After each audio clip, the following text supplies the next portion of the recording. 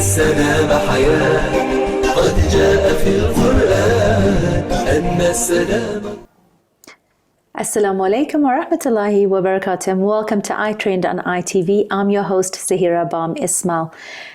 Things that are trending are not always things that are fun or delightful, but they're things that are making us think, things that are making us sit down, being contemplative, and also being thankful for blessings in our lives, for lessons learned, and for advice and inspiration on how to live our lives in a more conscious way in the power of now.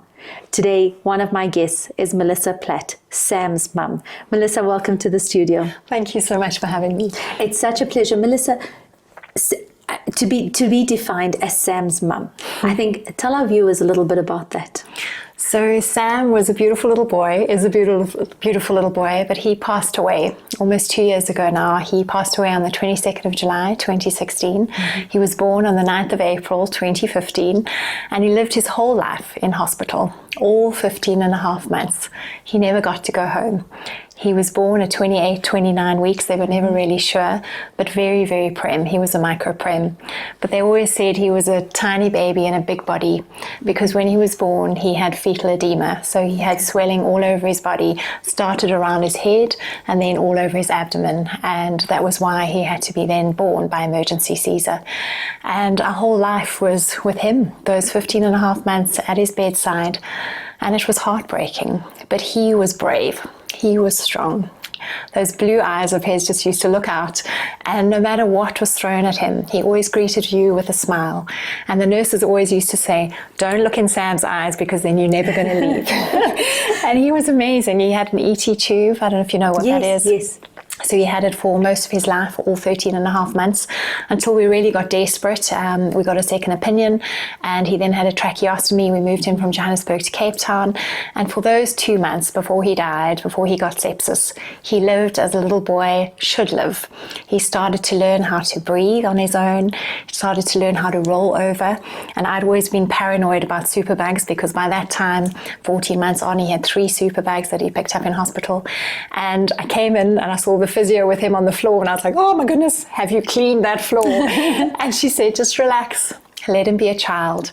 And there he was with a smile, kind of learning to sit but aided and rocking over, and it was very sweet, kept falling over.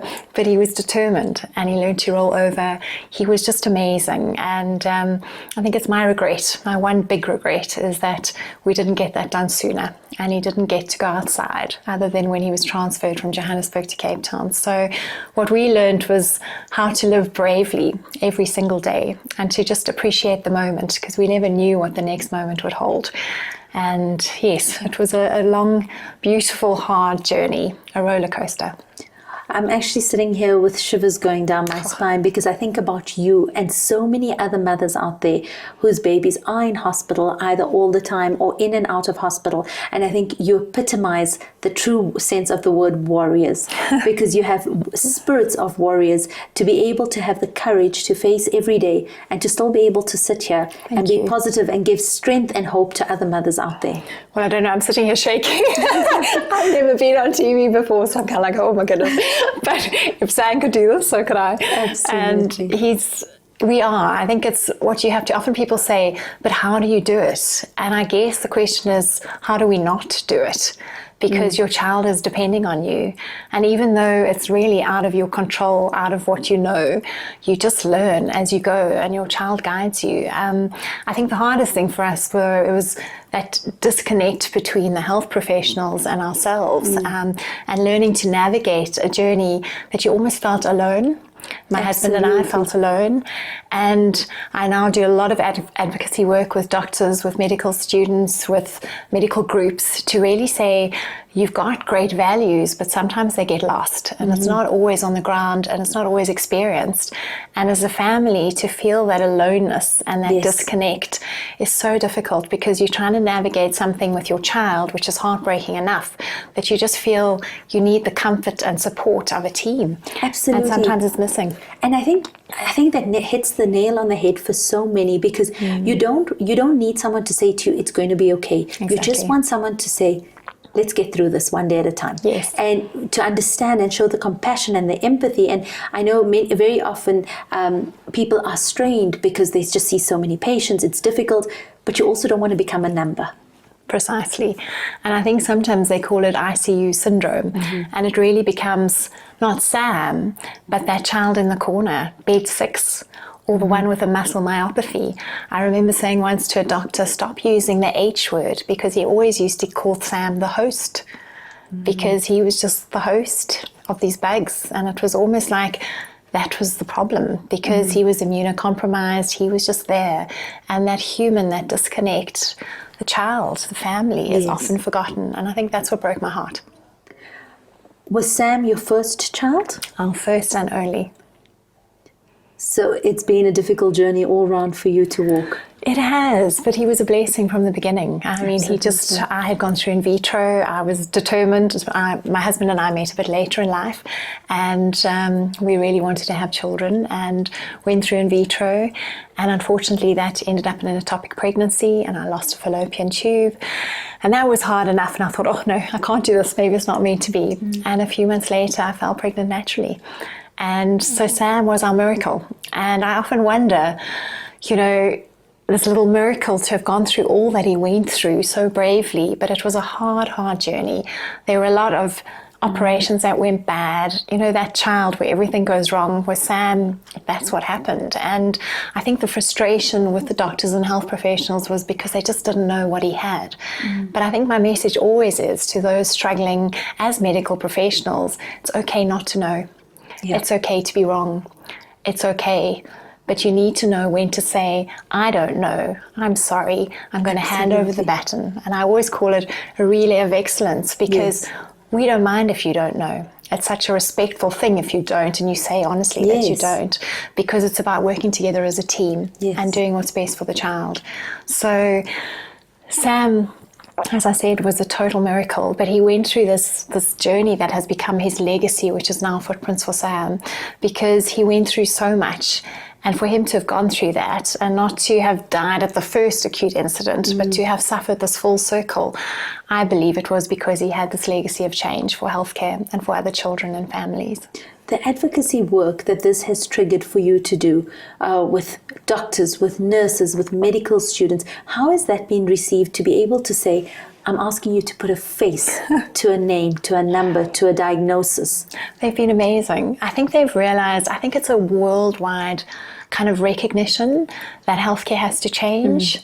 I think largely it's because of the training, but I know that is changing. There's a lot more ethics. There's a lot about kind of communication, how to speak to families, and empathy.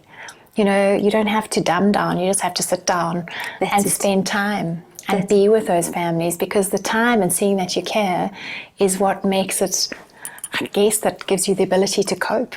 Absolutely. Just that acknowledgement that somebody cares and that somebody has noticed your suffering and your child's, because having a child that is chronically sick impacts on the whole family.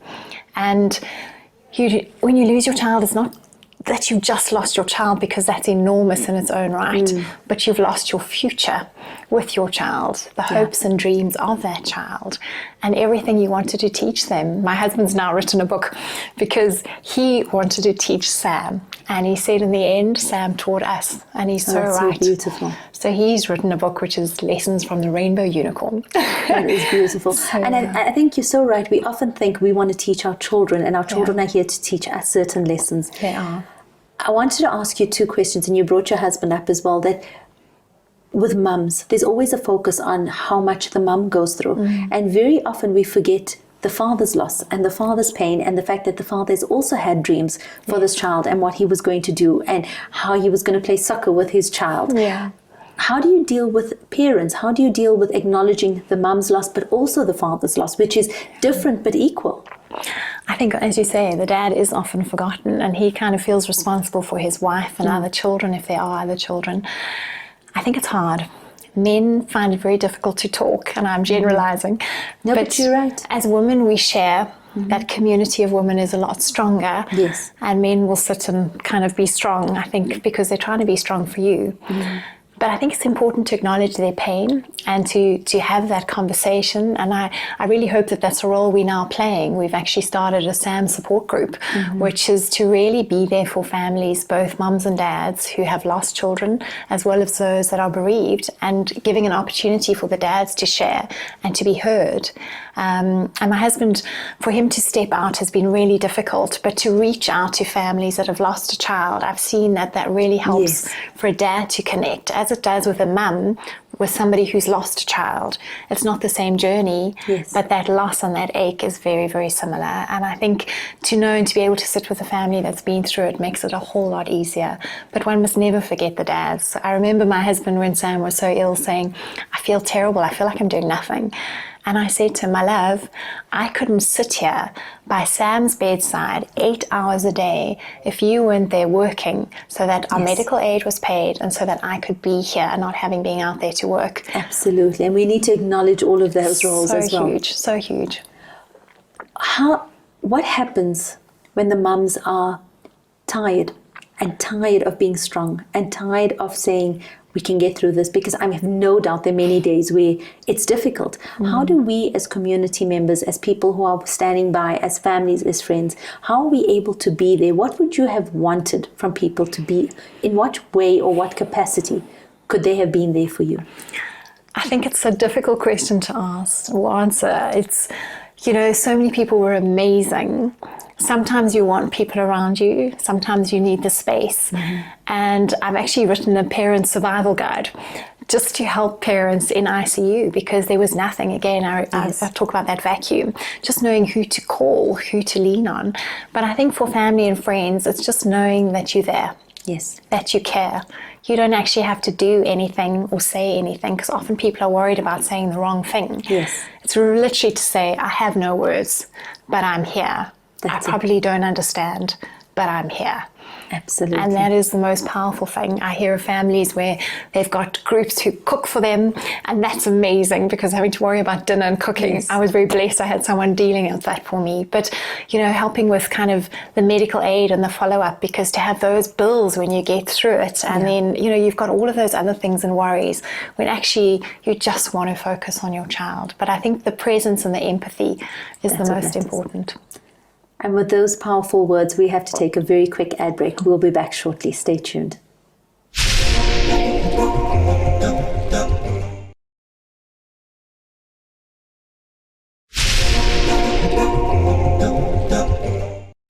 Assalamu alaikum and welcome back after that very quick ad break. If you've been watching the first segment, I have no doubt you're feeling as emotional as I am sitting here listening to Sam's mum, the courageous Melissa, speak about her journey and the hope and advice that she's giving not only to mums and dads who are in similar situations or who have been through similar situations, but for us as community members and for family and for friends in terms of how we can be there for others. Melissa, you started Footprints for Sam. Tell me a little bit about that. So my husband and I were the primary founders, and it really started when Sam passed away. He was moved because of sepsis. We were in Cape Town, an amazing hospital with an amazing team, and he then got sepsis, and he was moved to, can I mention the name of the hospital? Yes. Red Cross Children's Hospital. And there we were in a government hospital, which was absolutely incredible, but it was too late. We really knew that this was Sam dying. And the one thing that struck us was that there were so many children there who were ill alone, and worse, sometimes even dying alone. And we realized that was not because the families didn't want to be there, but they needed to work to support and pay the bills, or their other families, or they had to be looking after their children. And my husband just said, this was the greatest leveler.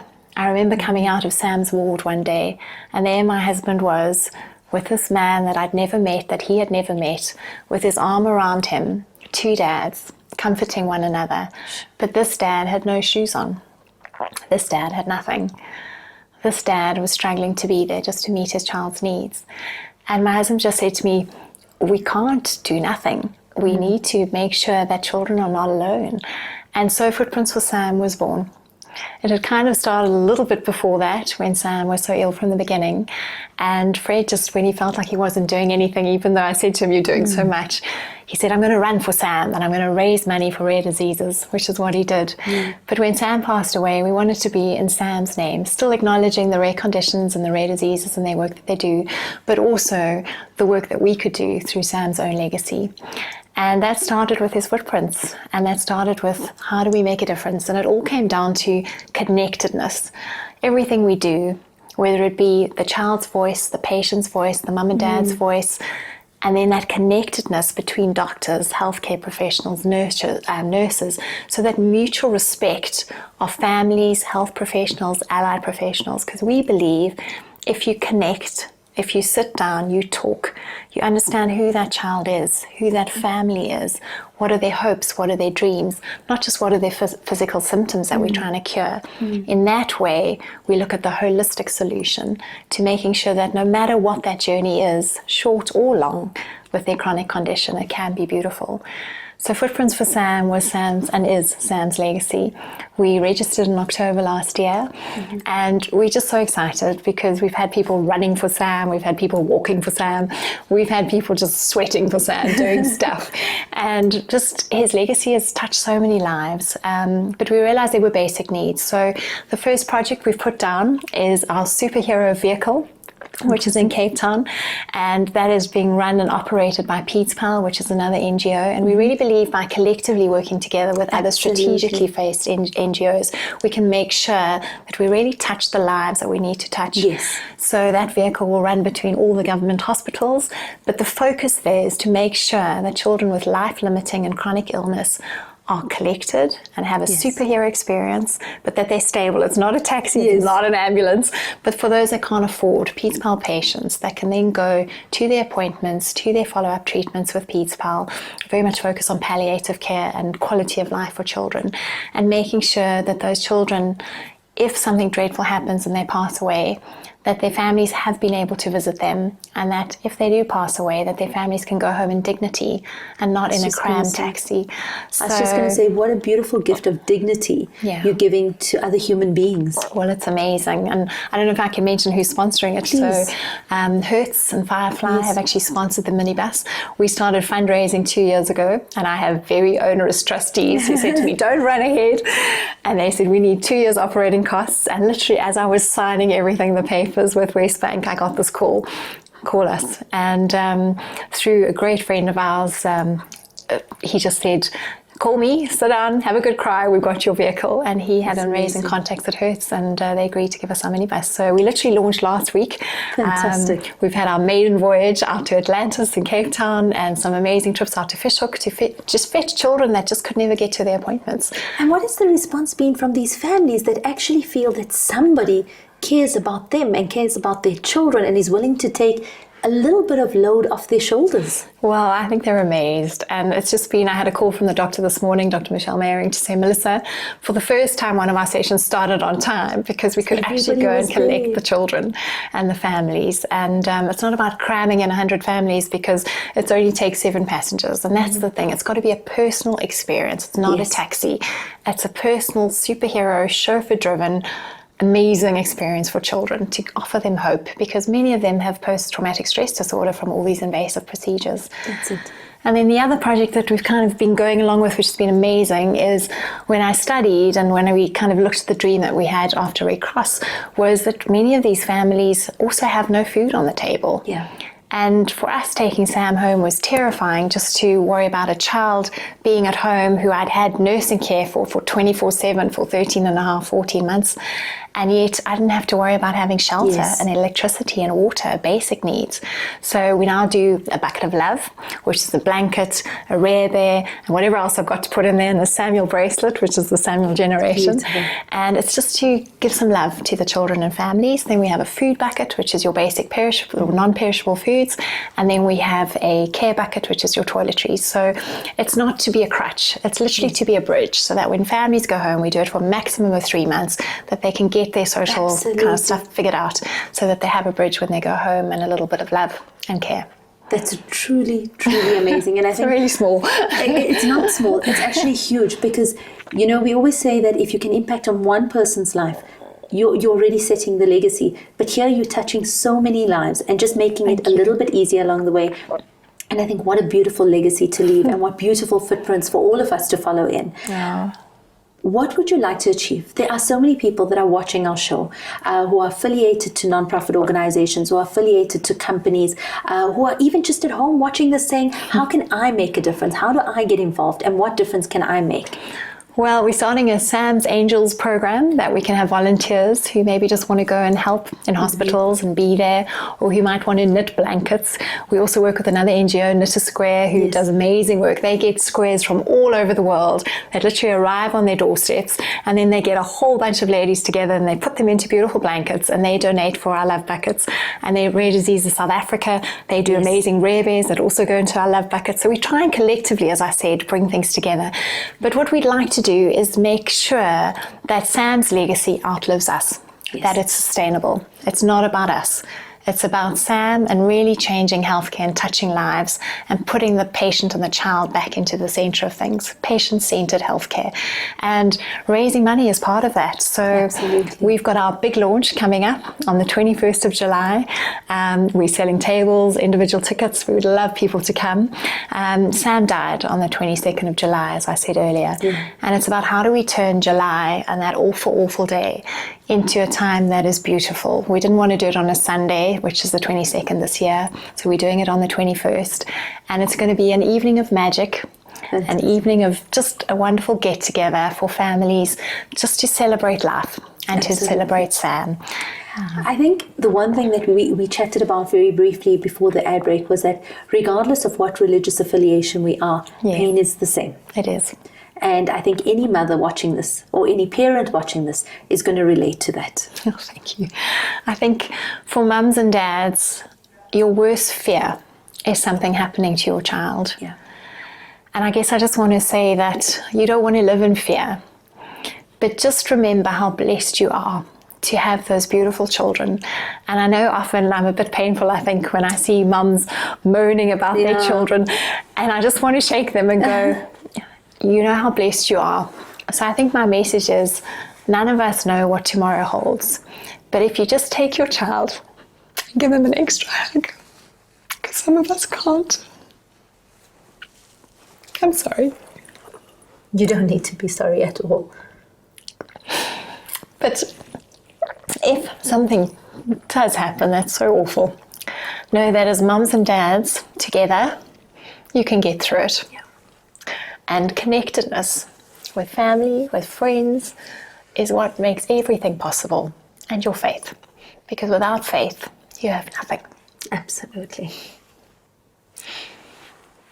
Thank you so much for joining us in studio. I know how difficult this must have been to be here today and to share this journey with so many people. But I promise you, I have no doubt that the footprints you've left on our hearts today will help us build this legacy that you want to leave behind, not just for your Sam, but for the very many Sams that are out there, and for the very many parents that are out there that are going through this as well. Thank you. I really appreciate it. Today has been the start of a very emotional journey as well, and I think sitting here listening to Melissa speak, Sam's mum speak, we can't possibly not do anything about it. There's so many ways that we can help so many children out there, and we need to realize and count our blessings on a daily basis, understand what we've been blessed with. But as Melissa said, also understand that we can have to hold on to our faith to get us through so many things that we go through on a daily basis. Melissa's details will be available. Please do get in touch with the organization. I'll repost it onto my social media pages as well. Let's help make a difference. Let's help build legacies. Let's help walk these footprints for Sam. Stay tuned. We'll be back after that.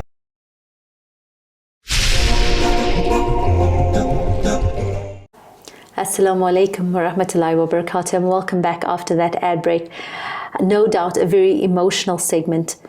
But that is what we need to be confronting, is how we make lives change, how we make a difference, and how we are grateful for the blessings in our lives.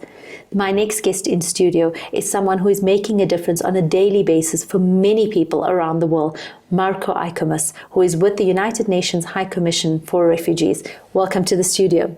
Thank you so much for having me. Markku, tell us a little bit about your involvement with the United Nations. Well, I started as a young professional 20 years ago with the UNHCR through a program that is called the Junior Professional Officers. And I started in Guatemala, I worked in Mexico, in Venezuela, and then I went to Pakistan. I was there 2 years. I went to Geneva, Stockholm, and now I'm here. And South Africa is always going to end up being a part of your home for a long time. But tell me about specific work that you've been doing with refugees. Has this been in all the countries your main focus when working with the United Nations, or only now that you've arrived here in South Africa? I've been 20 years with the UN Refugee Agency, UNHCR. Yes. And I started actually in the protection work. That means dealing with the legal issues related to the asylum claims and the refugees, providing legal assistance and providing training and so. But I worked in the different fields in the donor relations in fundraising, as an executive assistant, as a head of the field office in Venezuela, focusing on the Colombia situations, the refugees coming from the Colombian side. And then, of course, in Pakistan, we were working with the Afghan refugees very closely. So I have to ask you that, very often we hear about refugees. We know that there are many war-torn countries where we see refugees coming from. What exactly does the UNHCR do for refugees? Absolutely, that's a very important question. We, since the 50s, our office was founded in 1950, and past 68 years, we've been providing protection, international protection, and assistance to refugees. Basically, what does that mean? That all refugees, they have access to asylum. Refugees are the people who are fleeing conflict, war, and persecutions, and try to look for safety in other countries under their own. So, besides looking at the legal side of the refugees, we coordinate and we provide life-saving humanitarian assistance, and that means whatever we all need every day. That means food, water, shelter, education, and health, and so. And when we do this, we don't do that alone, because it's a lot of work. Yes. And we're not the expert in all those areas of the work. So we work very closely with the other UN agencies, UNICEF, and others, and also with the international and national NGOs. What has been the response been from people who have become refugees? Very often, I often say that we take for granted the blessings we have in our lives, and we forget that tomorrow it could just happen to us just as easily. What has been the response from people seeing the UN coming to their aid? I think that the most of the time people are very grateful that they are provided the access to safety, not only to the UNHCR but also the host countries who are receiving generously refugees. For example, in South Africa is hosting around 280,000 refugees and asylum seekers, and it's the South Africa that is providing the space, the safety that the refugees need. So then your affiliation also works very closely with government to ensure that you look after all of those people that have come in looking for asylum. That's very true. We work extremely close with the government. They are our main counterparts, and in all the areas what we do, it's very close with the government. You mentioned places that many of us haven't even heard of that are having refugee issues, from Colombia. You mentioned for the last 20 years you've been working all across the world. Pakistan we're all very well aware of. We know in South Africa the difficulties that we're seeing. We know from Syrian refugees, Palestinian refugees. At which point are we actually reaching a point where we're going to be able to say we've managed to look after everyone, that we've managed to put an end to this? how are we combating this? How are we managing to cope with this?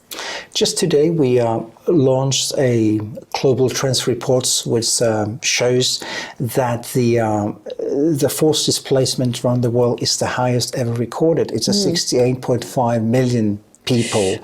I mean, if we put that in context, that it's more than the total populations in South Africa. Yes. And it's increasing trend. In the past 5 years, the numbers have going up, and there's less people who have actually solutions. They're able to go back, they're able to find local integration, or able to find solutions through third country resettlement. Last year, there was only less than 1 million people compared to 25,000 Southern refugees.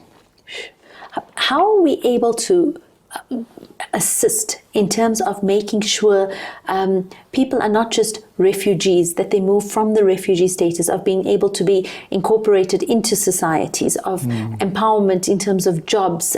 Because many of these families, if I'm not mistaken, have come from families the way we have families. So how does the UN help with that? How do you make sure that they have a sense of belonging in their new environments, a sense of safety, a sense of being part of their new communities? I think that's an extremely important point. And I think this is what the international community is looking at the moment. In 2016, there were the UN member countries approved the New York Declaration for refugees and migrants, and they're looking at the new ways of actually managing such a large number of people on the run, and particularly focusing not only assisting the refugees and asylum seekers themselves, but also easing the pressure of those host communities who will receive often generously refugees and share whatever little they have.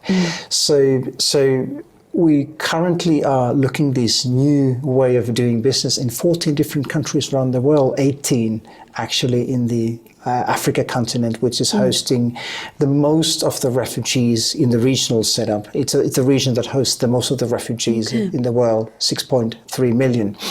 So this new print, what we call a comprehensive refugee response framework, will look at the more comprehensive and better predictable framework that we can really early on include the refugees in our societies, that they have access to the education, they have access to the work, and also that the services that are provided to refugees are also shared with the host communities, and that the refugees will form these links from the beginning, and this will from the emergency to local integration phase. That's absolutely phenomenal, because I think that's something that's much needed, and I love the fact that you are linking it to the host countries benefiting from that as well.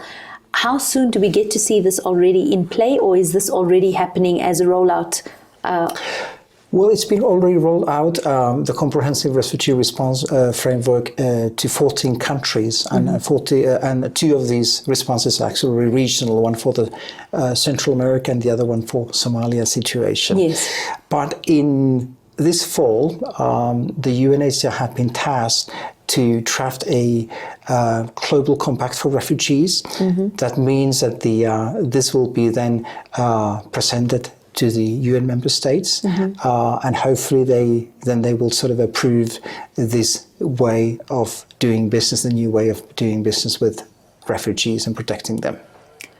When we talk about refugees, many of us see families coming across. What has been the youngest refugee that you have dealt with or come across?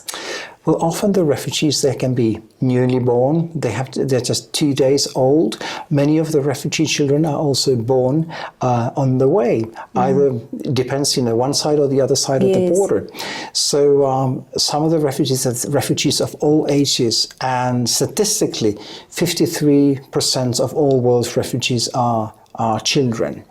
And what is actually alarming is that the number of refugee children seeking asylum alone, it's increasing, and that was the 170,000 last year. And that you're saying is refugee children seeking asylum alone by themselves. Right. How do we deal with that as a community? How do we deal with the reality of that these are children left to fend for themselves in this world? Right. These children, depending on the age, they might come as a part of the extended family. They might come with friends. Sometimes they come alone in the group of other children. And then, of course, it's extremely important that these children also have right to seek asylum and they have access to the asylum. And of course the children, they are very vulnerable to any kind of abuse and exploitation. So this is a part of the protection work that we need to be extremely mindful of. Absolutely. We'll be taking a very quick ad break. When we come back, we continue the discussion on refugees with Markku, who is from the UN High Commissioner for Refugees.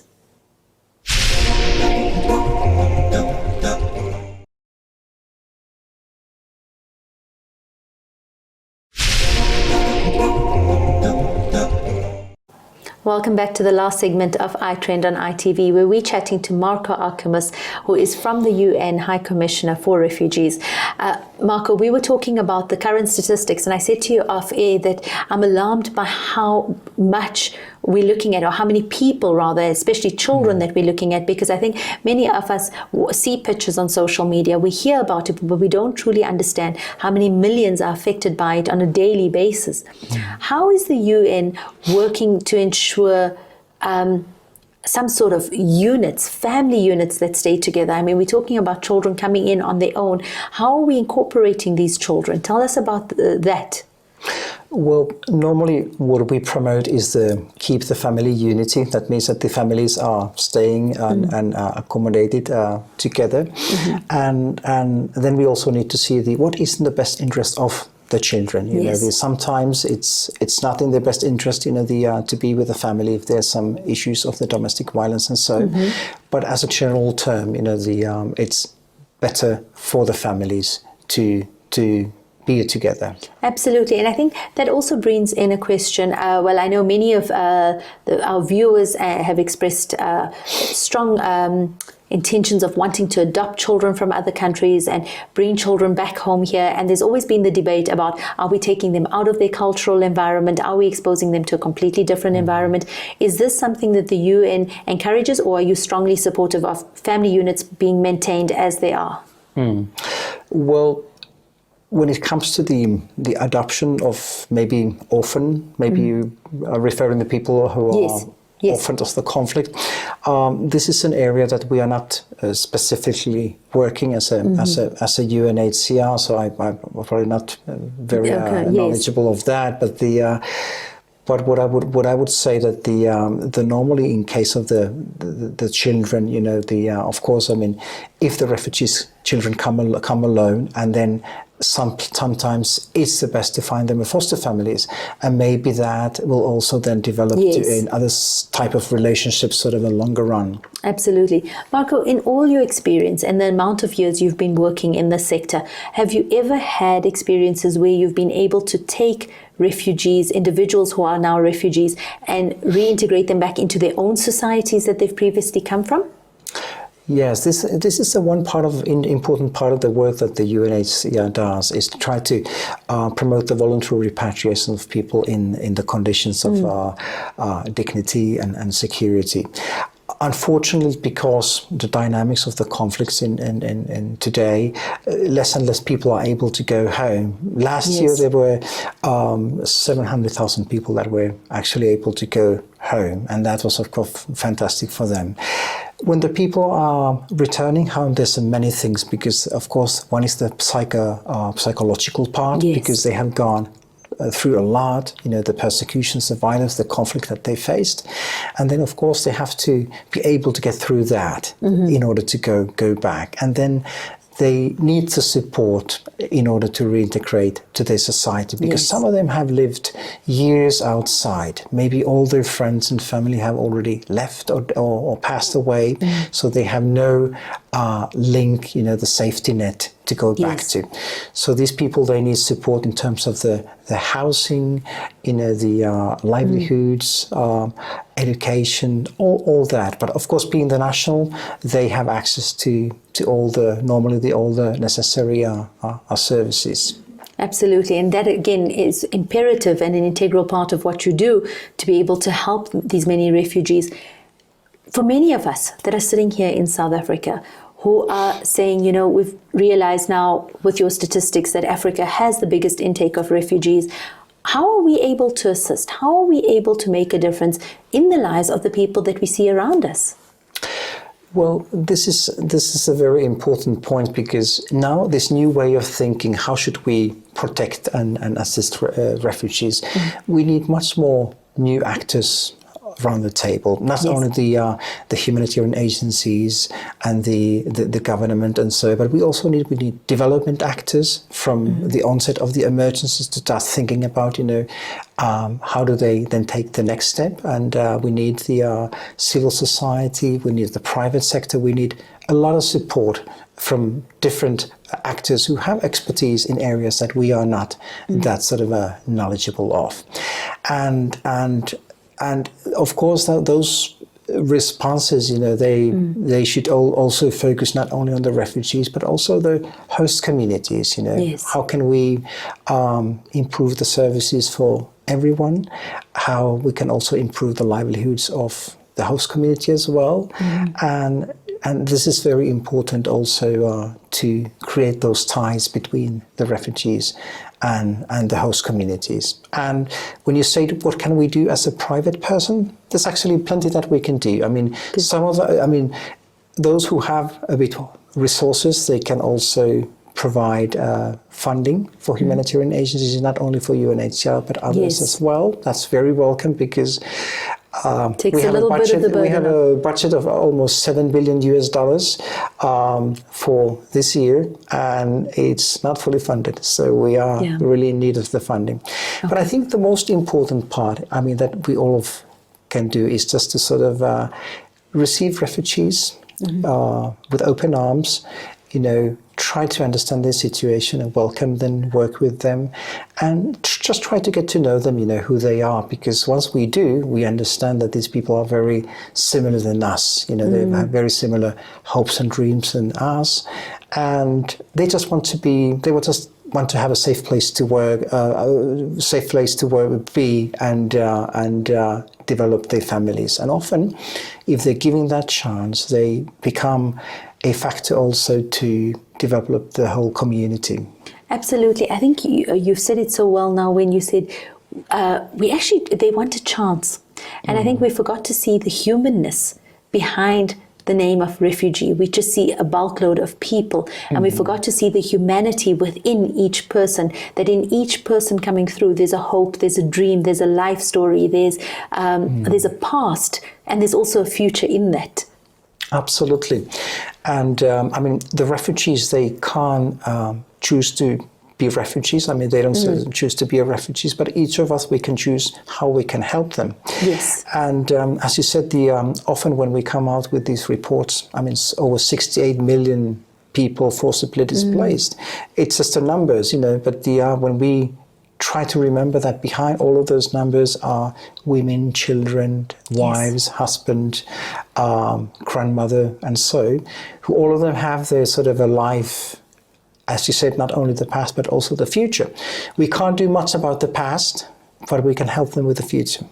Absolutely. What are your dreams, or what do you want to see going forward from here with regards to the role that you are playing? Well, of course, I'm a team player. I want to be part of the team, UNHCR team, and the wider team, to be more sort of efficient in providing the protection and assistance that the refugees need when they arrive. And this is something that I think all of us as a humanitarian workers would like to see. And I also would like to sort of see much more people joining us, one way or the other, working formally, informally, towards the same goal.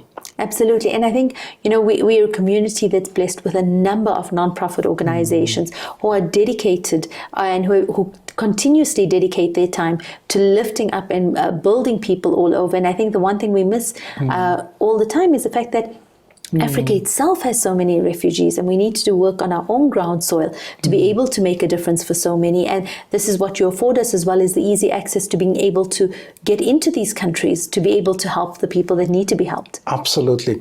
And I think you touched a very important point here, because yes, Africa as a region is hosting one of the largest refugee populations in the world, over 6 million refugees. Yes. But these refugees are from Africa as well. Most of them are from the Africa. Let's say out of 25 million refugees, 4 out of the 5 are from the neighboring countries.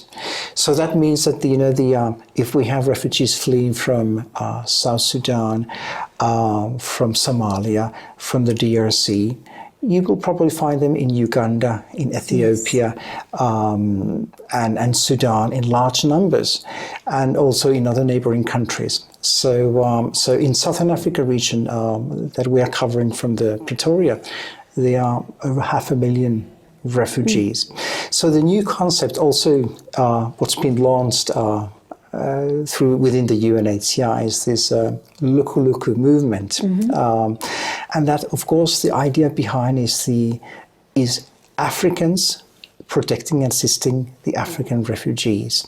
That means that, all of us can do something. I mean, is that in terms of providing funding to assist the refugee, or is that helping with the advocacy?